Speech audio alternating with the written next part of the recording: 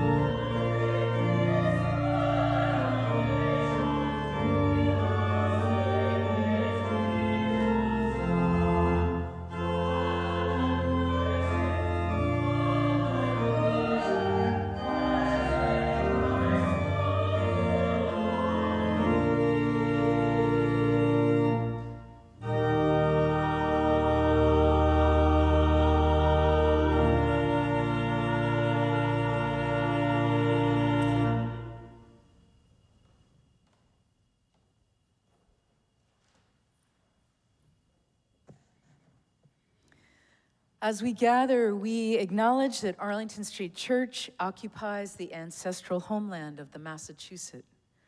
By making this land acknowledgement, we recognize, honor, and affirm the sovereignty of all First Nations peoples.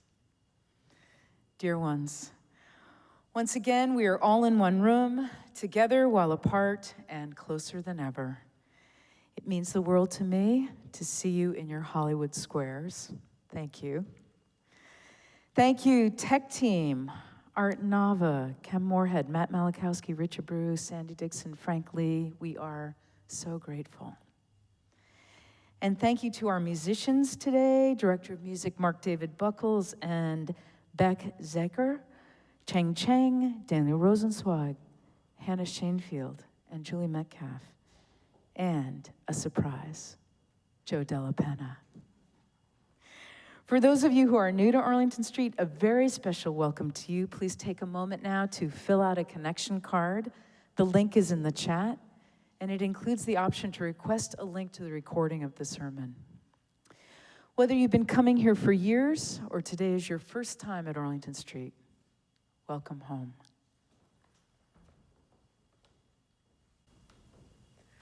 Good morning. If you haven't already downloaded today's order of service, it's available in the chat and on the homepage at ascboston.org. All of the carol lyrics are included in the order of service and will be posted in the chat. As we continue our greetings this morning, let's all say hello in the chat and engage that Arlington Street spirit of welcome that transcends physical distance as we greet one another heart to heart.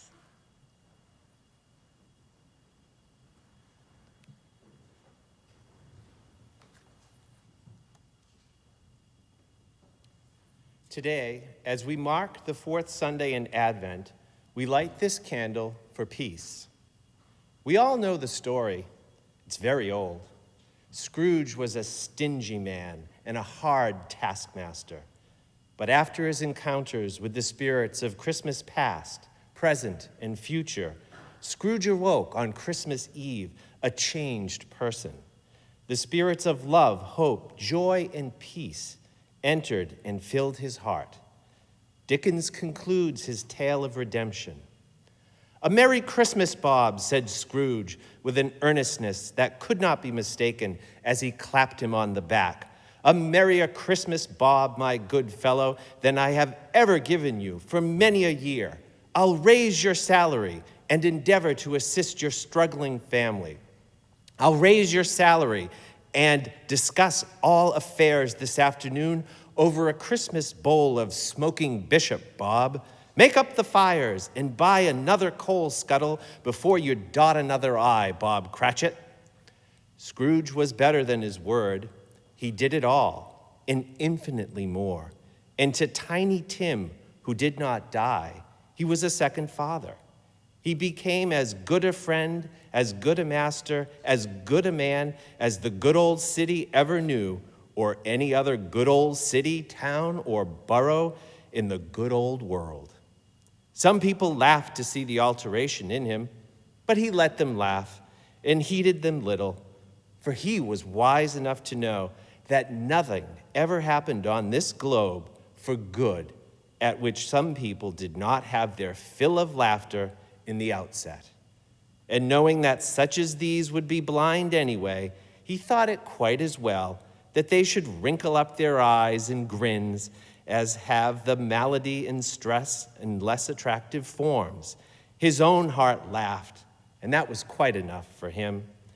He had no further intercourse with the spirits, but lived upon the total abstinence principle ever afterwards.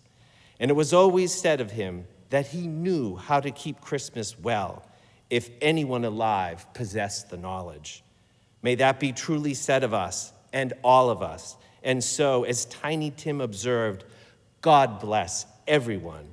May the love, hope, joy, and peace of this Christmas season be with us all.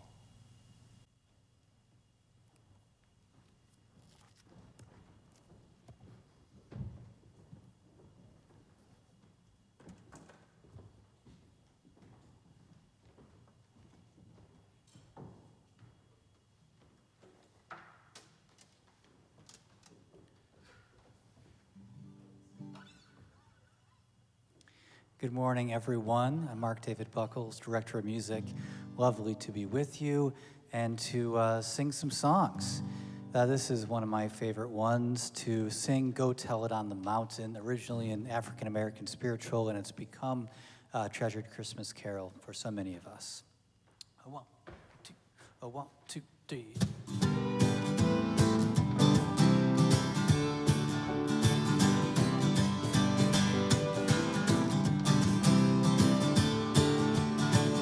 Here we go.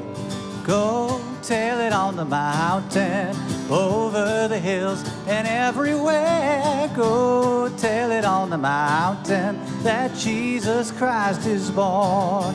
While shepherds kept their watching, o'er silent flock by night, behold, throughout the heavens there shone a holy light.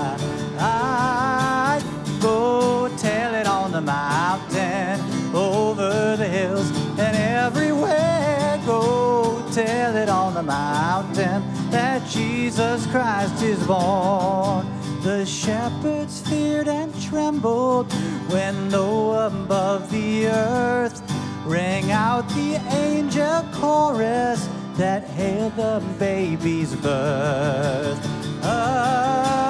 Go tell it on the mountain, over the hills and everywhere. Go tell it on the mountain that Jesus Christ is born. Down in a lowly manger, the humble babe was born, and God sent us salvation that blessed Christmas morn. Oh, go tell it on the mountain, over the hills and everywhere. Go tell it on the mountain that Jesus Christ is born. Go tell it on the mountain, over the hills and everywhere. Go tell it on the mountain that Jesus Christ is born.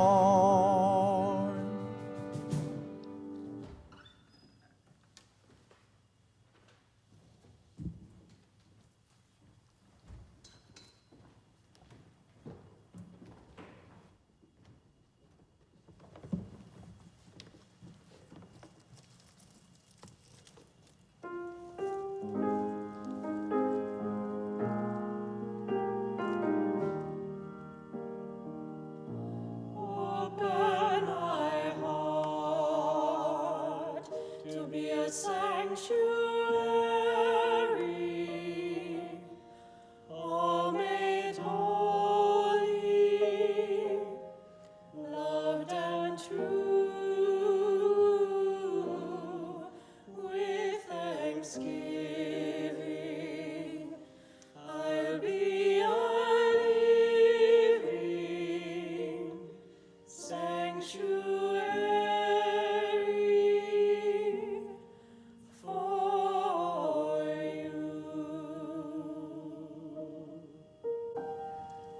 It is now time for our treasured ritual of sharing community candles of sorrow and joy.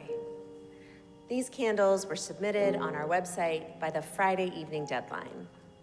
If you didn't submit your candle and you have a joy or a sorrow to share this morning, please wait until the third candle is lit, the silent candle, and then type your joy or sorrow into the chat.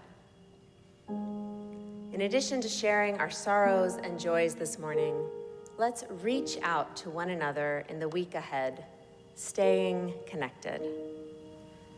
May these times remind us of how very precious this beloved community is. We need one another. Whether together or apart, may we stay very close. And now, in the spirit of invocation, let's join in singing Sanctuary. The words are printed in your order of service and in the chat.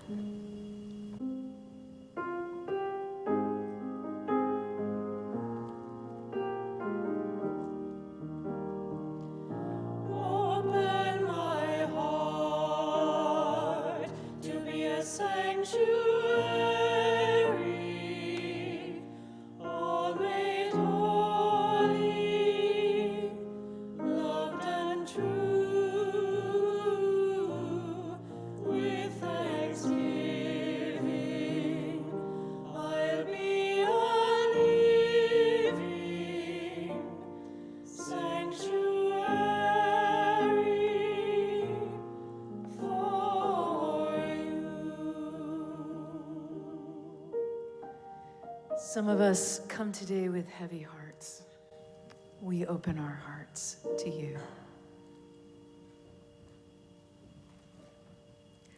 A mixed candle of sorrow and gratitude from Philip Roberts. My brother Kenneth Pete Roberts passed away on December 10th from complications from the stroke he had in September. Pete was raised on a farm in Vermont in his early years, where he worked hard as a kid, and he lived that work ethic throughout his adulthood. He was a veteran of the Army and served 2 tours of duty in Vietnam, including during the Tet Offensive. Pete worked hard all his life and provided for his family, and was also instrumental in helping our parents as they aged. I am so grateful for friends, family, and our Arlington Street family for the support and kindness many have showed me. Pete was a larger-than-life kind of guy. He will be missed. Pete, may you rest in eternal peace.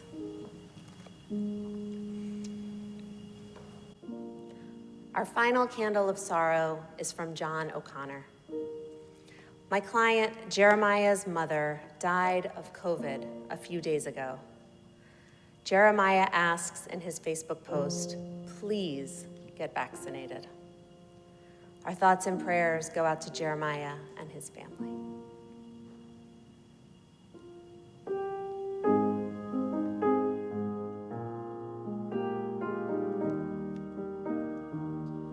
Open my heart to be a sanctuary. All made holy, loved and true. With thanksgiving, I'll be a living sanctuary for you. And some of us come today in joy. We share your joy. We have one candle of joy today from the Arlington Street congregation. We're so excited for this afternoon's 15th annual Carol Sing and all of the creative ways we're finding to be together while apart. Can't wait to sing with all of you outside and on Zoom. Big thanks to Mark David and Julie for making it happen.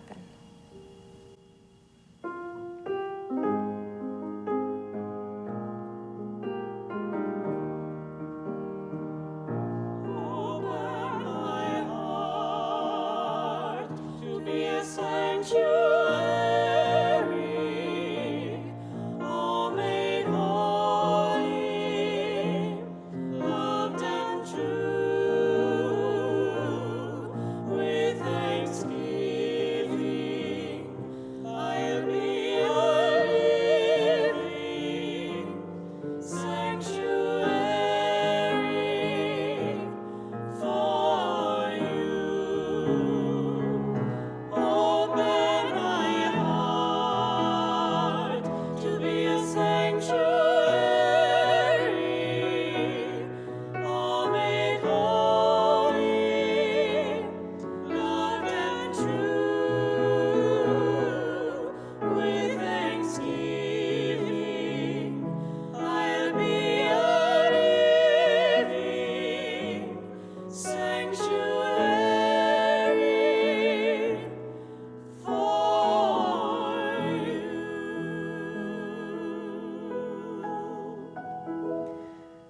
For all the sorrows and all the joys we hold in our hearts, we light a silent candle to remember and to rejoice. May the peace of this sanctuary enter into our hearts as we share a quiet moment together, breathing our prayers for ourselves, for one another, for our country, and for the world.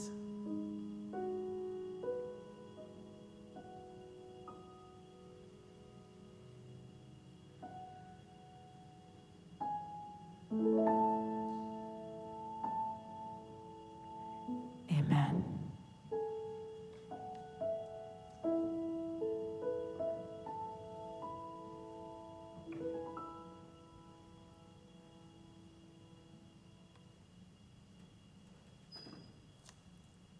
Let's join now in saying together the affirmation and covenant of this beloved spiritual community. The words are printed in your order of service and in the chat. Love is the spirit of this congregation, and service is our gift. This is our great covenant, to dwell together in peace, to speak our truths in love, and to help one another. El amor es el espíritu de nuestra congregación y el servicio es nuestro regalo. Esto es a lo que nos comprometemos, convivir en paz, hablar nuestras verdades con amor y ayudarnos los unos a los otros.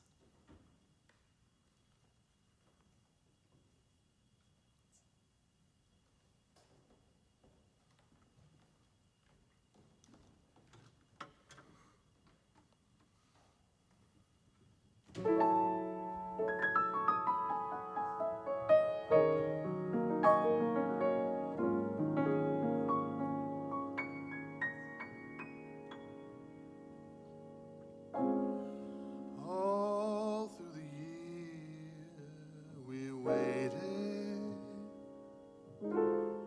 waited through spring and fall to hear silver bells ringing and winter time bringing the happiest season of all.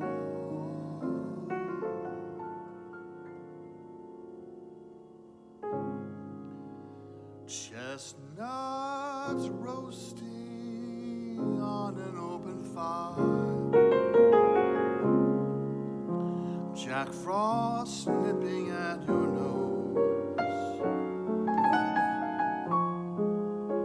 Yuletide carols being sung by a choir, and folks dressed up like Eskimos. Everybody knows a turkey and some mistletoe help to make the season bright.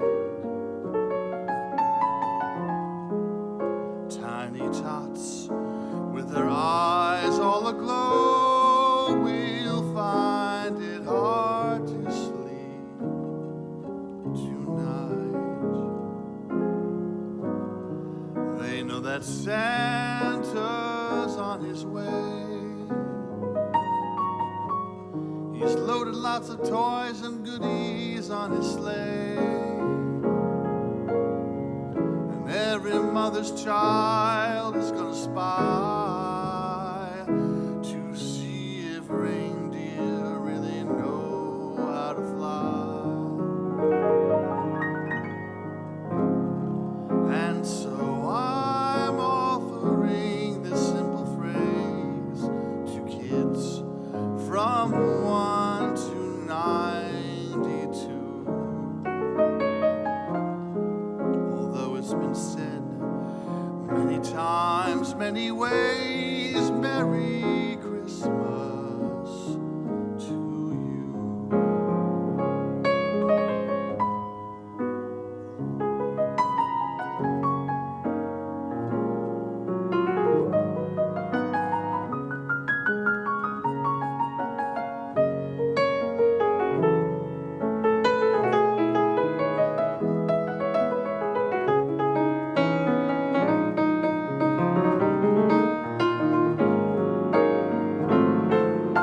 And so I'm offering this simple phrase to kids from 1 to 92. Although it's been said many times, many ways, Merry Christmas to you. Love and joy come to you, and to you your Christmas too. And God send you a Happy New Year, and God send you a happy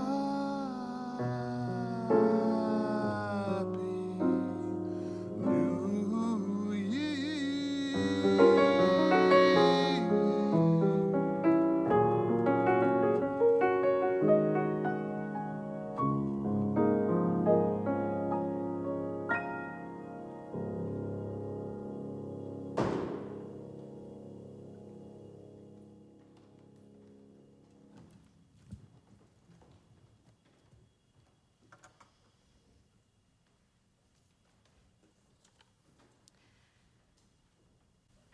Papa Panov's Special Christmas Day by Leo Tolstoy.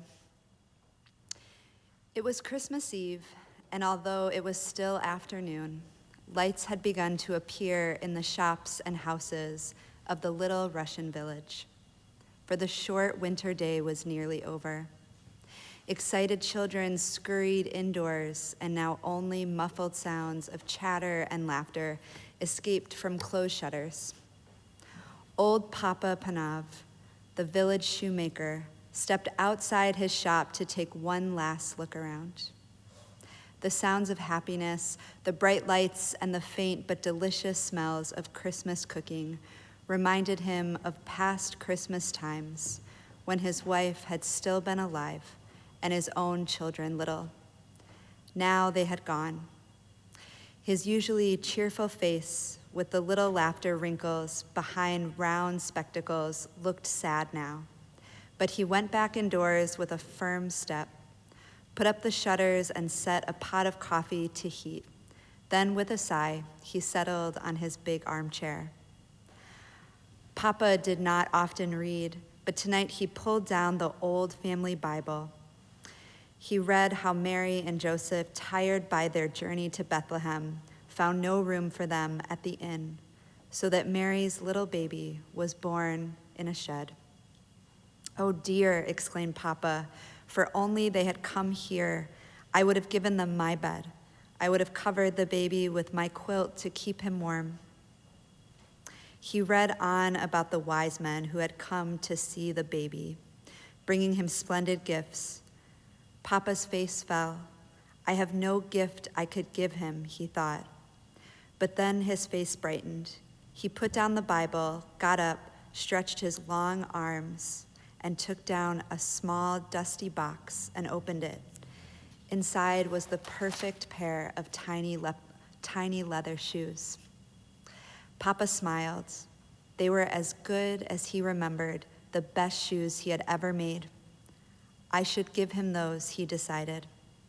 He was feeling tired, and the further he read, the sleepier he became. In no time, he was fast asleep. And as he slept, he dreamt. He dreamt that someone was in his room, and he knew at once, as one does in dreams, that it was Jesus. "You have been wishing that you could see me, Papa," he said kindly. "Look for me tomorrow. It will be Christmas Day, and I will visit you.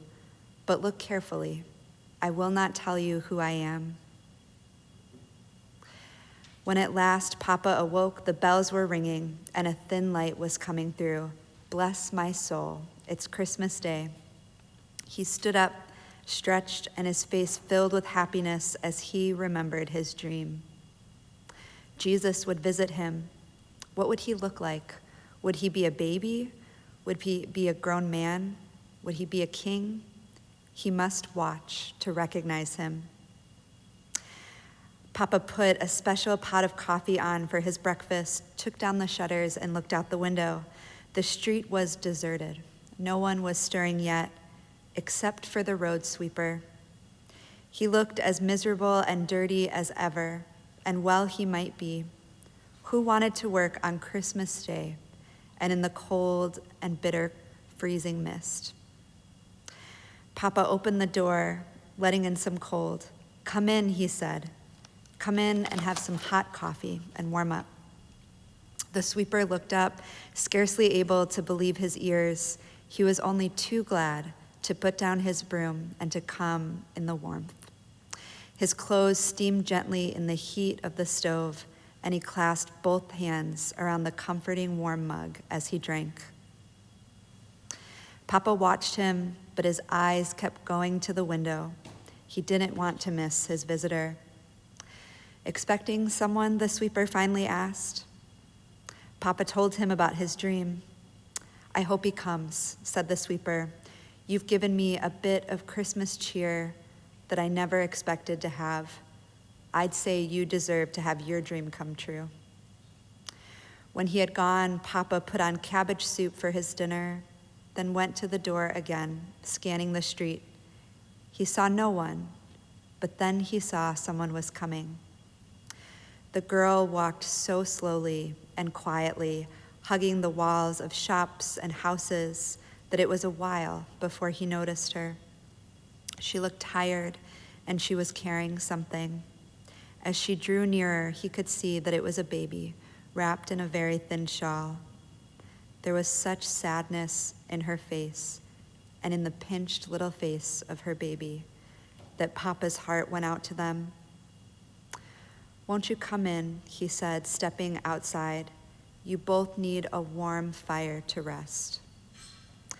The young mother let him shepherd her indoors to the comfort of his armchair. She gave a big sigh of relief. "I'll warm some milk for your baby," Papa said. "I've had children of my own, and I can feed her for you." He took the milk from the stove and carefully fed the baby from a spoon, warming her tiny feet by the stove at the same time. "She needs shoes," Papa said. But the girl said, "I can't afford shoes. I have no husband to bring home money. I'm on my way to the next village to try to get work." Papa remembered the little shoes he had looked at last night, but he had been keeping those for Jesus. He looked again at the cold little feet and made up his mind. "Try these on her," he said, handing the baby and the shoes to the mother. The shoes were a perfect fit. The girl smiled. "You have been so kind to us," she said.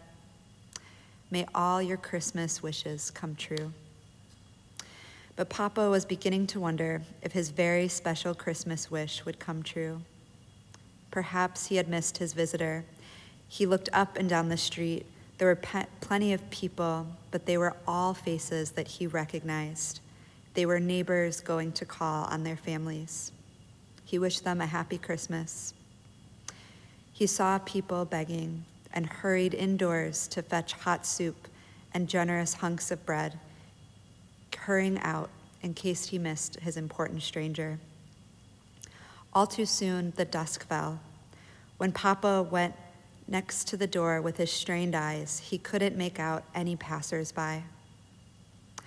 Most were home and indoors by now. He walked slowly back to his room, put up the shutters, and sat down warily. It had all just been a dream after all. Jesus had not come. But then he knew he was not alone in the room. This was not a dream, for he was wide awake. At first, he seemed to see before his eyes the long stream of people who had come to him that day. He saw again the old road sweeper, the young mother, her baby, and the people begging that he had fed. As they passed, each whispered, "Didn't you see me, Papa?" "Who are you?" he called out, bewildered. Then another voice answered him, and it was the voice from his dream. "I was hungry, and you fed me.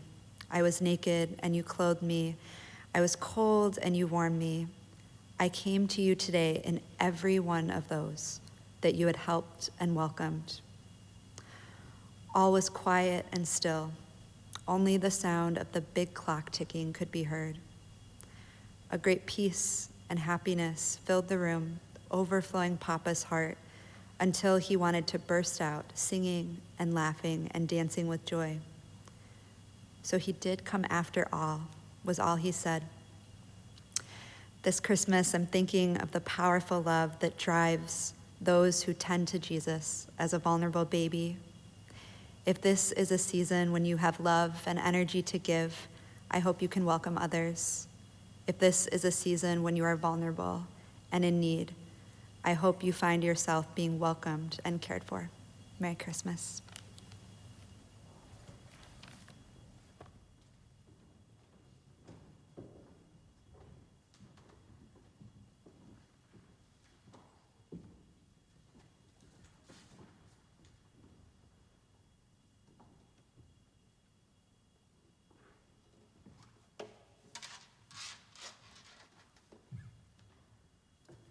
Thank you, Allie, for sharing that beautiful story.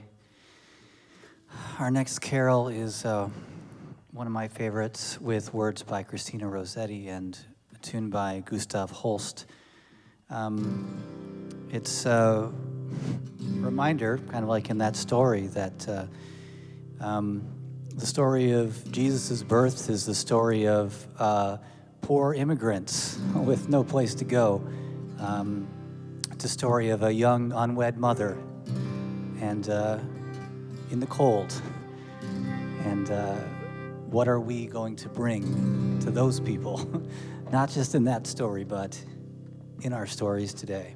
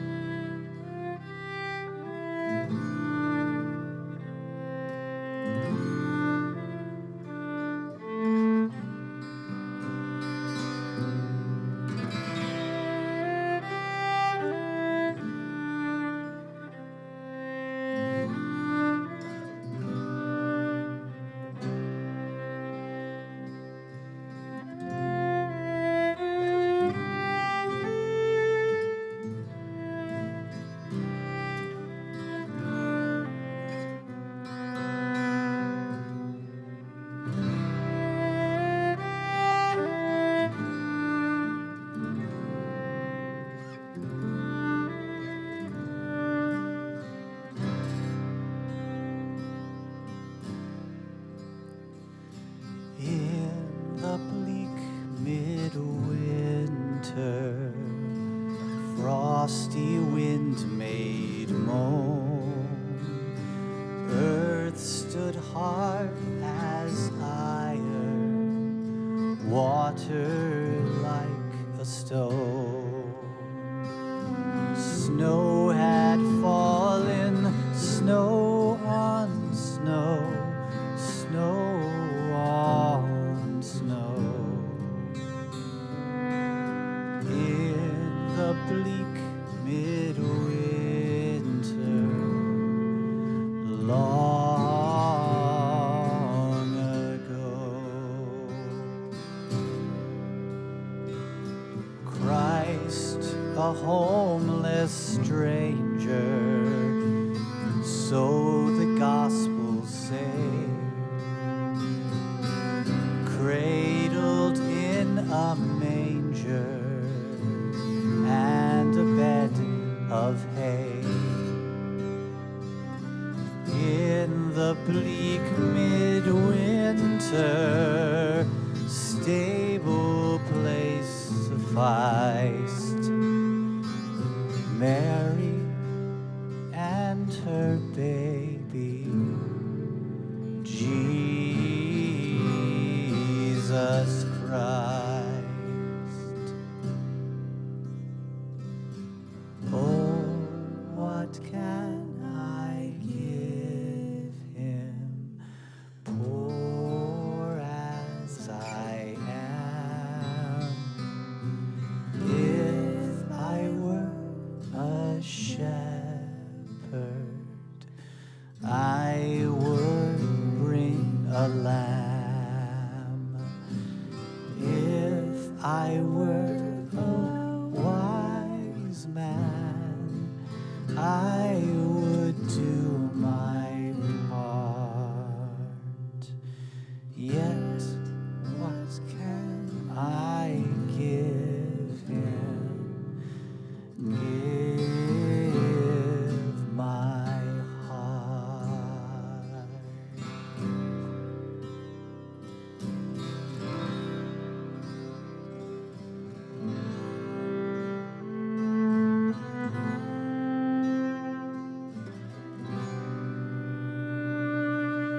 Once more, child and mother weave their magic spell, touching hearts with wonder words can never tell. In the bleak midwinter, in this world of pain, where our hearts are open, love is born again.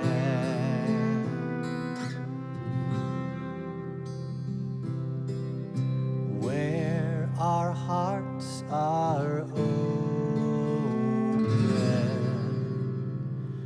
love is born again.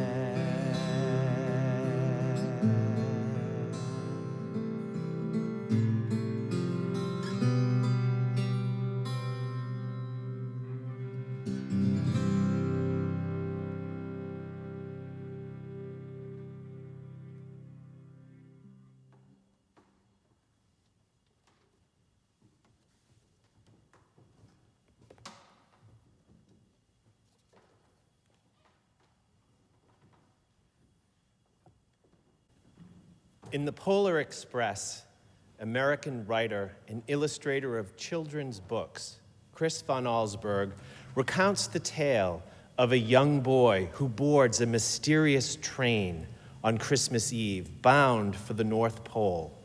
Filled with other children in their pajamas, the Polar Express steams northward through the forests and over the mountains. Let's join the children now as the train pulls into the North Pole. The North Pole, it was a huge city standing alone at the top of the world, filled with factories where every Christmas toy was made. At first, we saw no elves. They're gathering at the center of the city, the conductor told us. That is where Santa will give the first gift of Christmas. Who receives the first gift, we all asked. The conductor answered, he will choose one of you. Look, shouted one of the children, the elves. Outside, we saw hundreds of elves. As our train drew closer to the center of the North Pole, we slowed to a crawl. So crowded were the streets with Santa's helpers. When the Polar Express could go no further, we stopped and the conductor led us outside. We pressed through the crowd to the edge of a large open circle.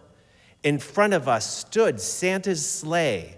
The reindeer were excited. They pranced and paced, ringing the silver sleigh bells that hung from their harnesses. It was a magical sound, like nothing I've ever heard. Across the circle, the elves moved apart and Santa Claus appeared. The elves cheered wildly. He marched over to us and pointing to me said, "Let's have this fellow here." He jumped into his sleigh. The conductor handed me up. I sat on Santa's knee and he asked, "Now, what would you like for Christmas?" I knew that I could have any gift I could imagine, but the thing I wanted most for Christmas was not inside Santa's giant bag. What I wanted more than anything was one silver bell from Santa's sleigh. When I asked, Santa smiled. Then he gave me a hug and told an elf to cut a bell from a reindeer's harness. The elf tossed it up to Santa. He stood holding the bell high above him, and he called out, "The first gift of Christmas." A clock struck midnight as the elves roared their approval. Santa handed the bell to me, and I put it here in my bathrobe pocket. The conductor helped me down from the sleigh, Santa shouted out the reindeers' names, and he cracked his whip. His team charged forward and climbed up into the air. Santa circled once above us, then disappeared in the cold, dark, polar sky. As soon as we were back inside the Polar Express, the other children asked to see the bell. I reached into my pocket, but the only thing I felt was a hole. I had lost the silver bell from Santa Claus's sleigh. "Let's hurry outside and look for it," one of the children said. But the train gave a sudden lurch and started moving. We were on our way home. It broke my heart to lose the bell. When the train reached my house, I sadly left the other children. I stood at the doorway and I waved goodbye. The conductor said something from the moving train, but I couldn't hear him. "What?" I yelled it out. He cupped his hand round his mouth. "Merry Christmas," he shouted. The Polar Express let out a loud blast from its whistle and sped away. On Christmas morning, my little sister Sarah and I opened our presents. When it looked as if everything had been unwrapped, Sarah found one left box behind the tree. It had my name on it. Inside was the silver bell. There was a note. I still have it here in my pocket. And the note said, "Found this on the seat of my sleigh. Fix that hole in your pocket. Signed, Mr. C." I shook the bell. It made the most beautiful sound my sister and I had ever heard. But my mother said, "Oh, that's too bad." "Yes," said my father, "it's broken." When I had shaken the bell, my parents had not heard a sound.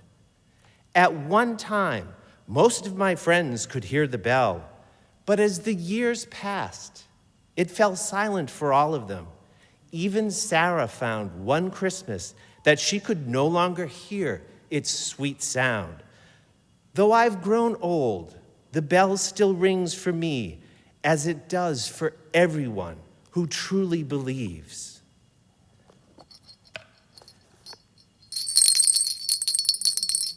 Do you hear what I hear?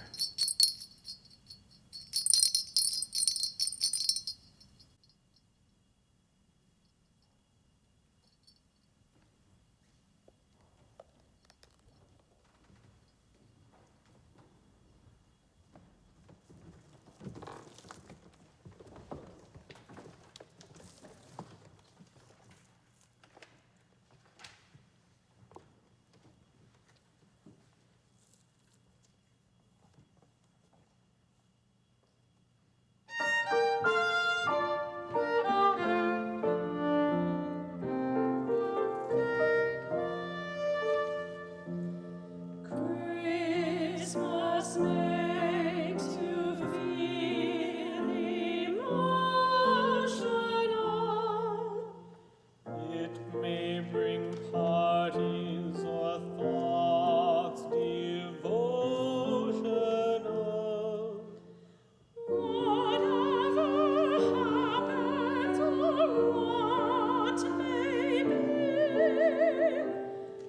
here is what Christmas time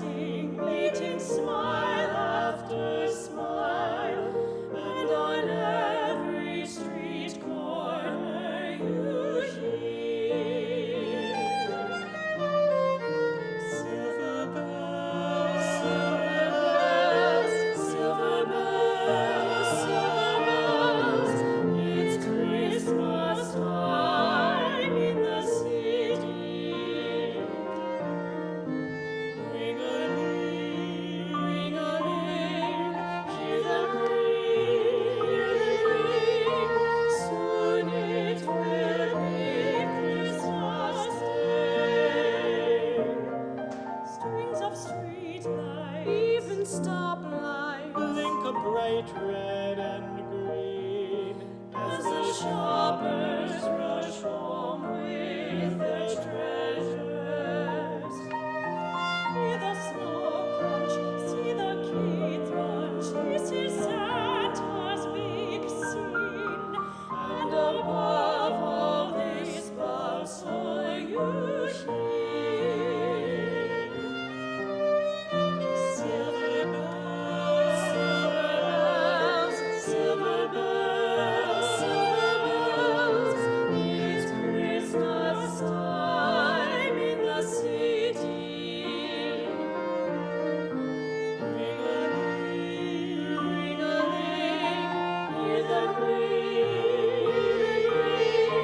Soon it will be Christmas Day. Soon it will be.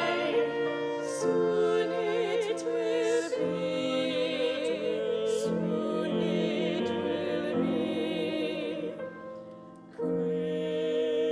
Christmas Day.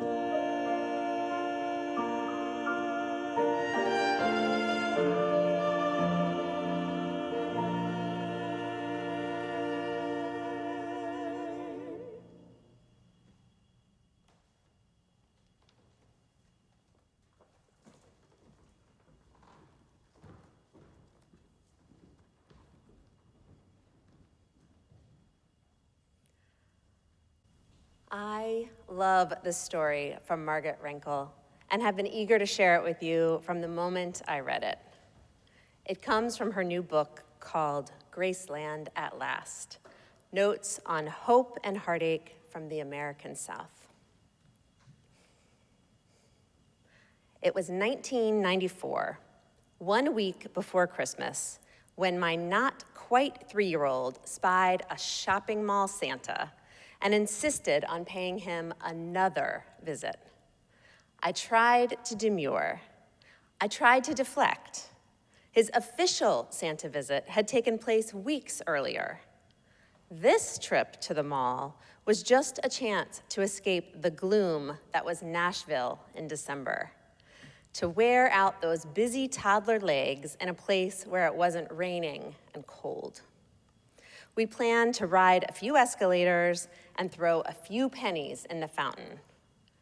I wish for a brudder, my child yelled with every splash of copper coin, and all the nearby shoppers smiled. I could not smile. Then the not quite 3-year-old caught sight of Santa, that mythical person of endless bounty. Here was the chance to see the great man one more time before he came secretly into our own house in the dark of night. Santa himself was less enthusiastic. Perhaps surly is just the default position of a shopping mall Santa the week before Christmas.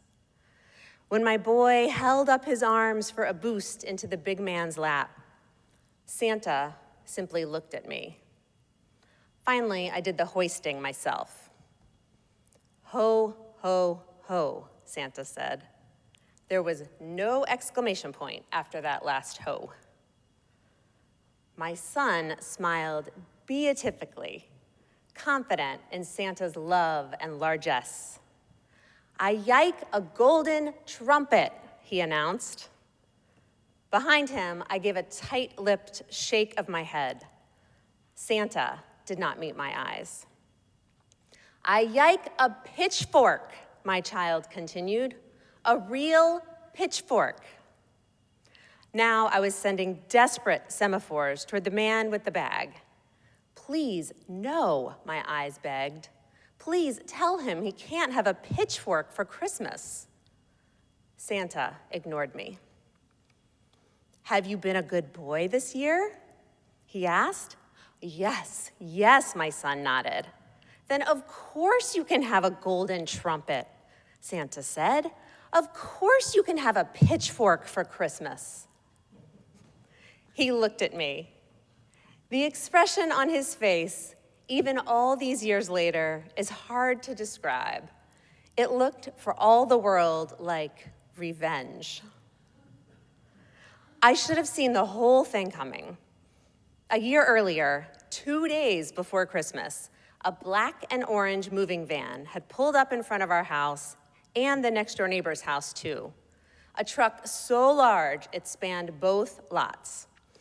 My boys stood on our sofa for most of that day, watching through the window as workers loaded all of our neighbors' worldly belongings onto that unfathomably large vehicle. At dusk, when they were done, the truck began to back up, beeping all the way. My son hopped up and down, clapping his hands in glee. Then he revised his Christmas list.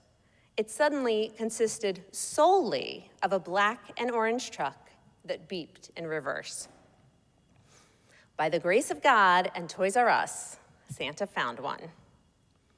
But a golden trumpet? A pitchfork? I was pretty sure pitchforks were not part of the Toys R Us inventory. This time Santa was going to need some serious backup. 4 grandparents, a great aunt, a great-great aunt, and all 7 sets of regular aunts and uncles were dispatched on this pre-internet search that spanned 5 states. For days, the phone rang with reports. An ornamental French horn had been located in a florist supply shop. It didn't make noise, but it was golden, and it would fit into a child's hands. A miniature rake had turned up in a gardening catalog, and maybe a rake was close enough to a pitchfork. Would a real penny whistle work in lieu of a trumpet? In the end, a toy trumpet made of white plastic arrived via 2-day mail, along with a golden but silent decorative French horn for good measure. On Christmas morning, a handsome, child-sized rake stood in for the pitchfork beneath the tree. The delighted child in red footy pajamas didn't seem to notice the substitution. All of this sounds hopelessly indulgent, I know. A rookie mistake by parents and an entire extended family who hadn't yet figured out that they aren't doing their children any favors when they protect them from every possible disappointment. But that year, our house was permeated by sadness, and I didn't see how I could bear any more of it. The boy who shouted, "I wish for a brudder," every time he threw a penny into a shopping mall fountain, could not have known that his mother had just suffered a miscarriage. He didn't understand what it meant that tears sprang to her eyes with every wish he made at that fountain. He didn't understand his father's feeling of helplessness. So we might not be able to give him a brother, but by God, we would find him a trumpet. And the entire extended family on both sides was determined to help.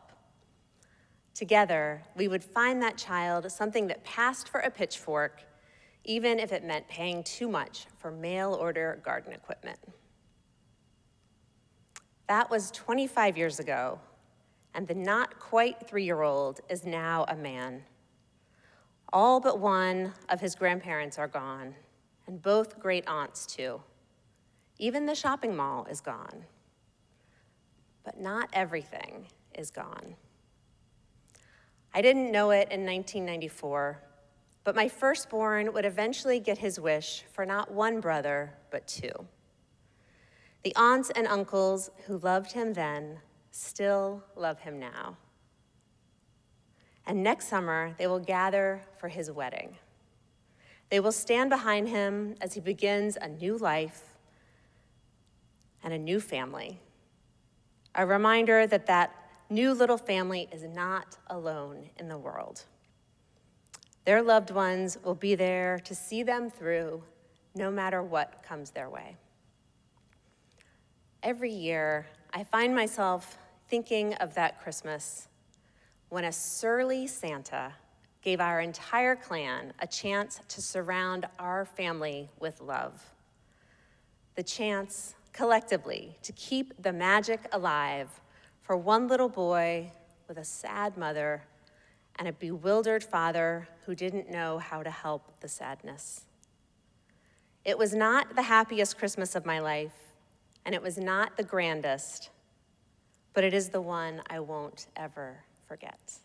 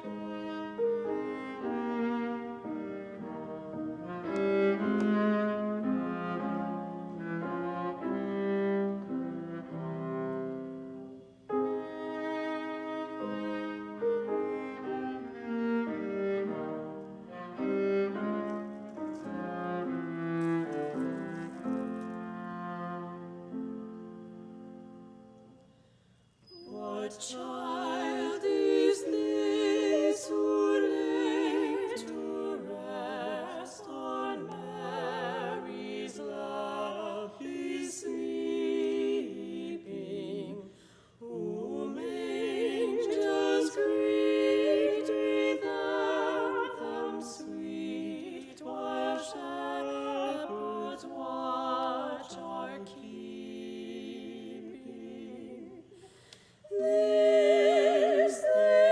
This is Christ the King, whom shepherds guard and angels sing. Haste, haste to bring him, Lord, the babe, the Son of Mary. So bring him incense, gold, and myrrh, come, peasant King, to own him. The King of Kings salvation brings, let loving hearts enthrone him.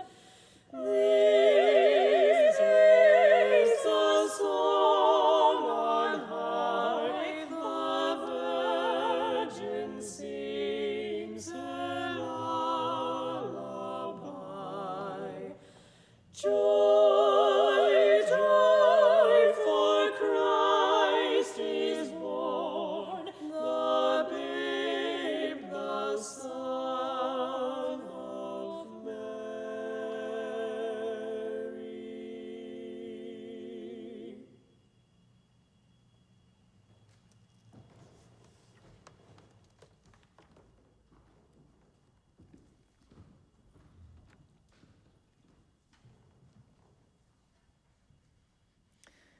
$1.87. That was all. And 60 cents of it was in pennies. Pennies saved 1 and 2 at a time, $1.87. And the next day would be Christmas. There was clearly nothing left to do but flop down on the shabby little couch and howl. So Della did. So begins American short story writer O. Henry's timeless Christmas story, The Gift of the Magi, first published in the New York Sunday World on December 10th, 1905. Della and her husband Jim were living in a furnished flat that cost $8 a week. The card next to their broken doorbell read, Mr. James Dillingham Young, belying their poverty. Oh, they were poor, but their love made them rich. It was a great great love. O. Henry continues, Della finished her cry, stood by the windows and looked out dully at a gray cat walking a gray fence in a gray backyard. Tomorrow would be Christmas Day, and she had only $1.87 with which to buy Jim a present. Her Jim. Suddenly, she stood before the glass. Her eyes were shining brilliantly, but her face had lost its color. Rapidly, she pulled down her hair and let it fall to its full length. There were two possessions of the James Dillingham Youngs in which they took a mighty pride. One was Jim's gold watch that had been his father's and his grandfather's. The other was Della's hair. Had the Queen of Sheba lived in the flat across the air shaft, Della would have let her hair hang out of the window someday to dry, just to depreciate Her Majesty's jewels and gifts. So now Della's beautiful hair fell about her, rippling and shining. It reached below her knees and made itself almost a garment for her. She faltered for a moment and stood still while a tear or two splashed on the worn red carpet. And then Della ran out the door and down the stairs to the street where she stopped. The sign read, Madame Sofroni, hair goods of all kinds. Madame was large, too white, and chilly.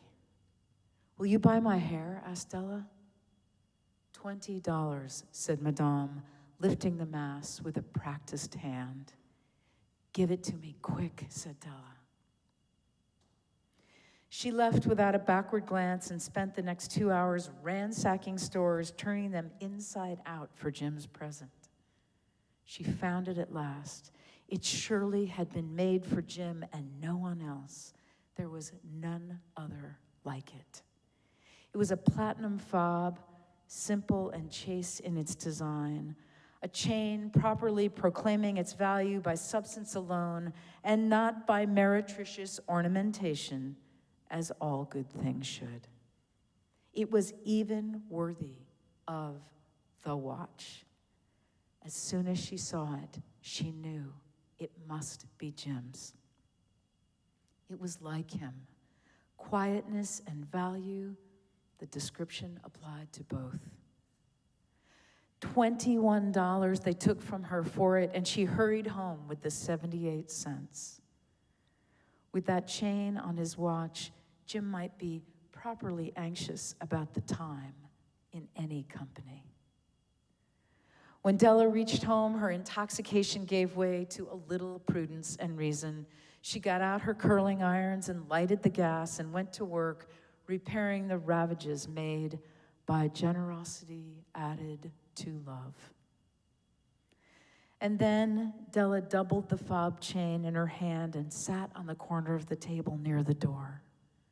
When she heard his step on the stair way down on the first flight, she turned white for just a moment. She whispered, "Please, God, make him think I am still pretty." Jim stepped inside the door and stopped. His eyes were fixed on Della, and there was an expression in them that she couldn't read. It was not anger, nor surprise, nor disapproval, nor horror. He simply stared at her. Della wriggled off the table and went to him. "Jim, darling," she cried, "I had my hair cut off and sold it because I couldn't have lived through Christmas without giving you a present. It'll grow out again. My hair grows awfully fast. Say Merry Christmas, Jim, and let's be happy. You don't know what a beautiful gift I've got for you." "You've cut off your hair?" asked Jim, as if he had not arrived at the fact yet. He looked around the room curiously. "You say your hair's gone?" Then out of his trance, Jim seemed to wake. He enfolded his Della and drew a package from his coat pocket. "Don't make any mistake about me, Dell," he said. "I don't think there's anything in the way of a haircut that could make me like my girl any less. But if you'll unwrap that package, you may see why you had me going for a while at first. Della tore at the string and paper, and then an ecstatic scream of joy, and then, alas, a quick change to hysterical tears and wails, for there lay the combs, the set of combs that Della had worshipped for long in a Broadway store, pure tortoiseshell with jeweled rims, just the shade to wear in the beautiful, vanished hair. They were expensive combs, she knew, and her heart had simply craved and yearned over them without the least hope of possession. And now they were hers. She hugged them to her heart and said again, "My hair grows so fast, Jim." And then she leapt up. Jim had not yet seen his beautiful present. She held it out to him eagerly on her open palm. "Isn't it a dandy, Jim? You'll have to look at the time 100 times a day. Give me your watch. I want to see how it looks on it." Instead of obeying, Jim tumbled on the couch and put his hands under the back of his head. He smiled.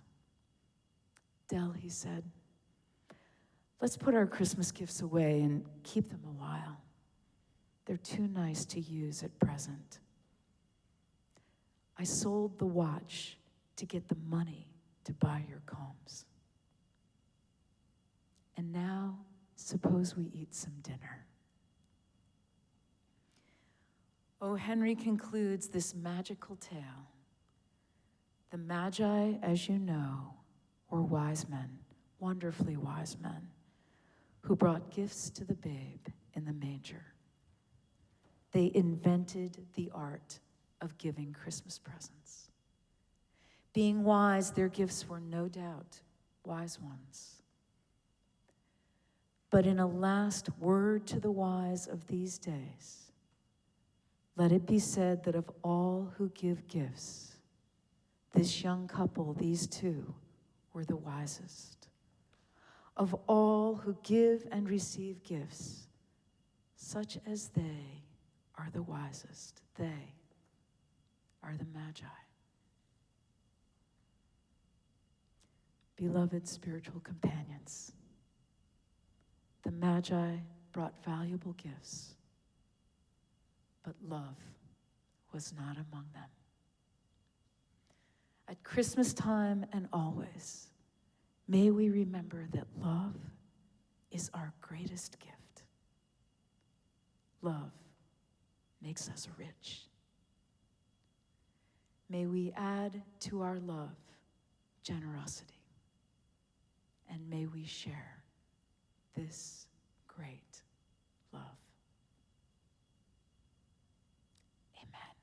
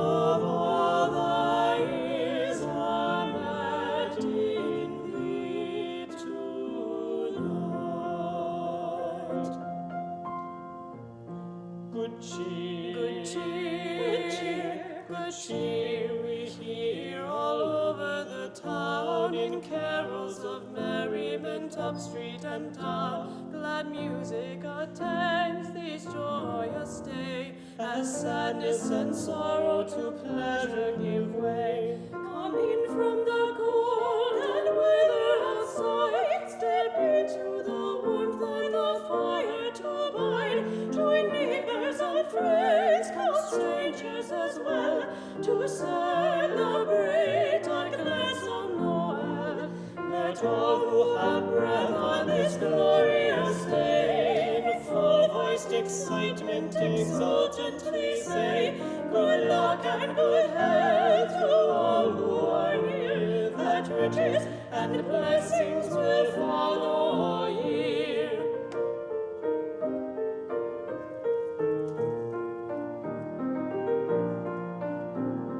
This winter night all people sing and make the skies with music ring. This winter night all people sing and make the skies with music ring. Music of joy and of great mirth. Music that overspreads the earth. Lift up your hearts, cast doubt aside, bring joy to all this Christmas tide. Lift up your hearts, cast doubt aside, bring joy to all this Christmas tide. Joy that puts worries and troubles to flight. Joy that turns darkness into light.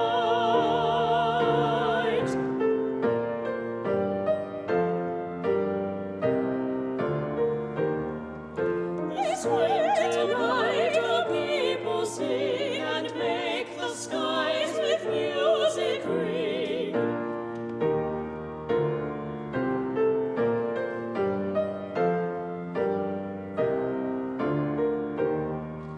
This winter night all people sing and make the skies with music ring.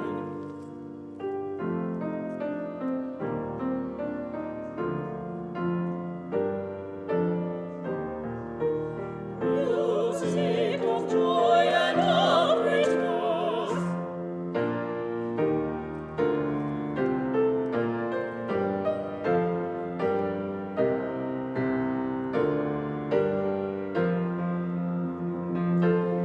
Sing joy, sing joy, sing joy, sing joy.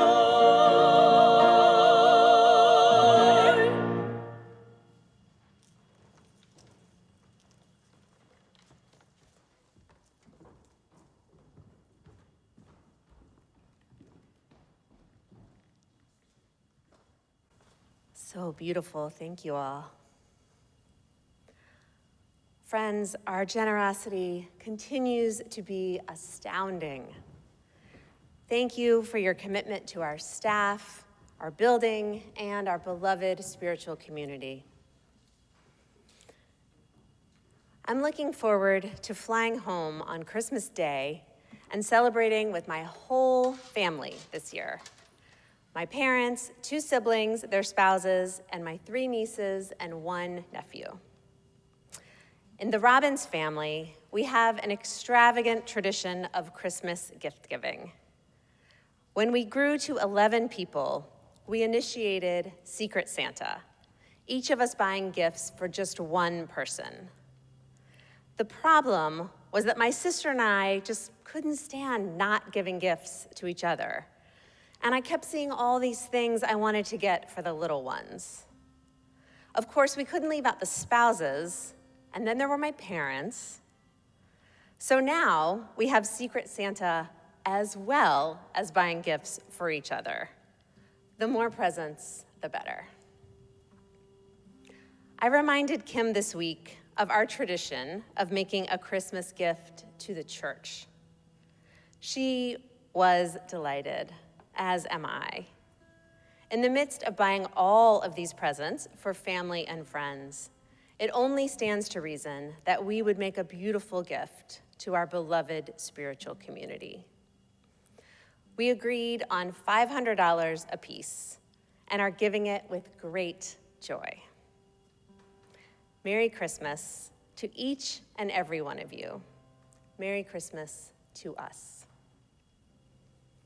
Friends, Arlington Street is entirely self-sustaining. Please take a moment now to join me in giving to our beloved spiritual community by filling our virtual collection plate. You can text the word GIVE, G-I-V-E, to 617-300-0509. Scan the QR code in the order of service. Visit our homepage at ascboston.org and click on the yellow Donate Now button, or mail a check to the church. Thank you for your generosity.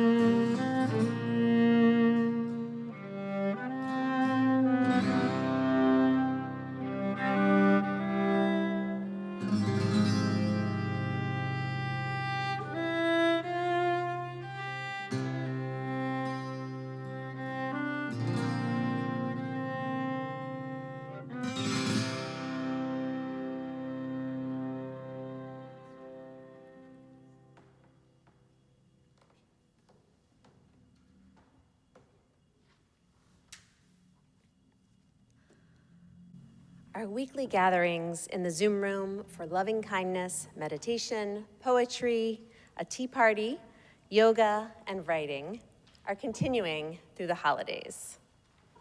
In addition, today is our 15th annual Carol Sing, led by Mark David. This is a hybrid event. We'll gather outside the great doors and in the Zoom room at 1:30. Queen Santa and her elves will be serving hot mulled cider, treats, and joy. And don't forget to pick up your candles for Christmas Eve. All of the information about these gatherings is at ascboston.org. To attend any of them, you don't have to be a member, you don't have to turn on your video or talk if you don't want to, and they're all free. All are always welcome.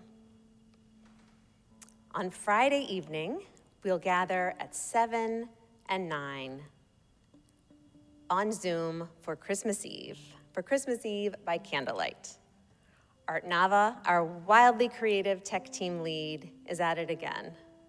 Thanks to Art, Richard Brew, and Matt Malachowski, there's magic in store. They have some wonderful surprises for us. There will be gorgeous music from Mark David, our staff musicians, and the Boston Gay Men's Chorus. My nieces and I will tell a favorite holiday story for the children. Reverend Kim is preaching, and we'll all darken our rooms and light candles together. It's going to be beautiful. We're so excited to spend the evening with you. Be sure to go to ascboston.org so you'll get to the right Zoom room for Christmas Eve. Thanks to the Boston Gay Men's Chorus for generously sharing their enormous Zoom room so we can be sure there will be plenty of room in the inn. Each Sunday, we share our collection plate with a partner in our mission of love, service, justice, and peace. This month, our gifts are being shared with 7 Afghan refugee families who are temporarily housed in Pakistan. The adults worked with Americans and so were compelled to flee when Afghanistan fell to the Taliban.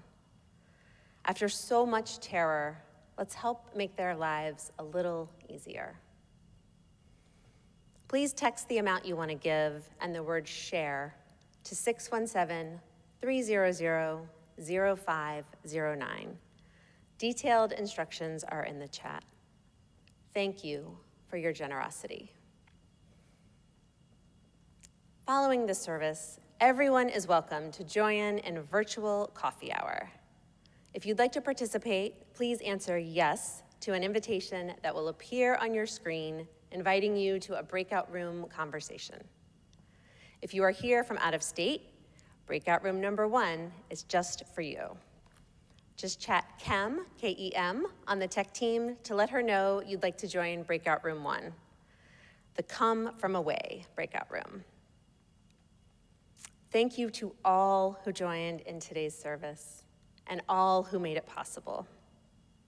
Remember, we are all in this together. Merry Christmas. I love you.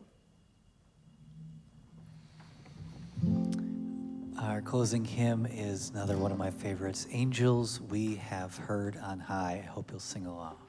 1, 2, 3.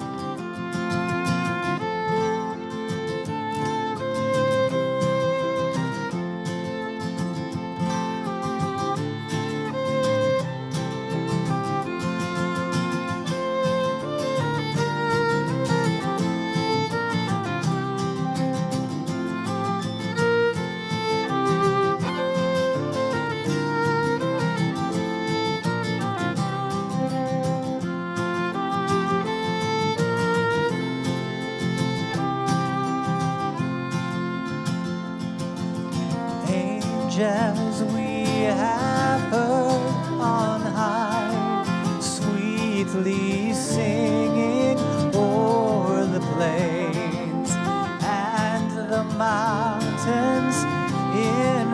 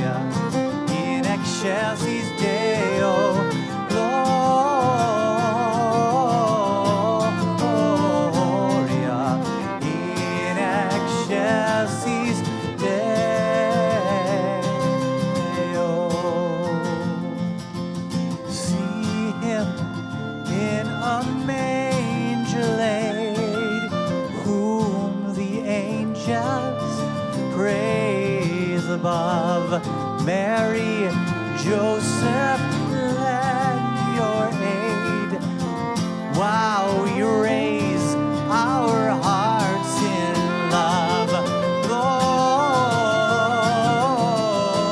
Gloria in excelsis Deo.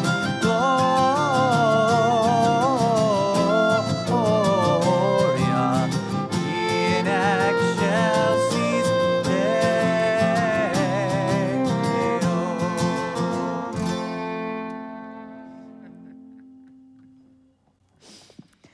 Before our benediction, I invite you to reach out your hands and touch the sides of your square. Touch hands with the people to your left and to your right, and send out love to the person on either side of you, and to the people on either side of them. Send out love into this beloved spiritual community, and feel it coming back to you. Love is the spirit of this congregation. And now for our benediction, I invite you to put your hands over your heart in namaste. I bow to the divine in you. W.H. Auden wrote, "And now, let us allow Christmas to overtake us in all our haste and unpreparedness, and renew the miracle of love once again in our lives." Let us keep this faith, beloveds, and pass it on. The service begins when the service ends. Bless your hearts. I love you. Merry Christmas. Amen.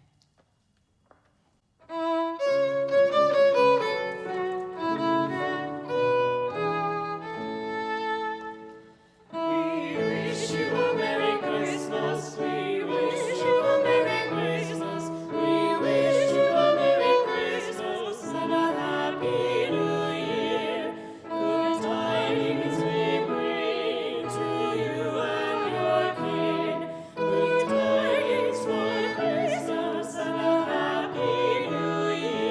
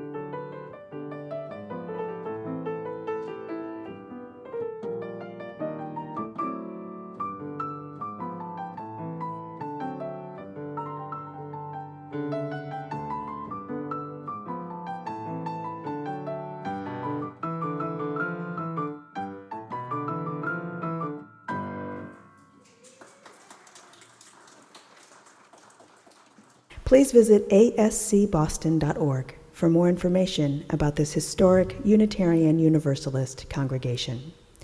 Arlington Street Church, gathered in love and service for justice and peace.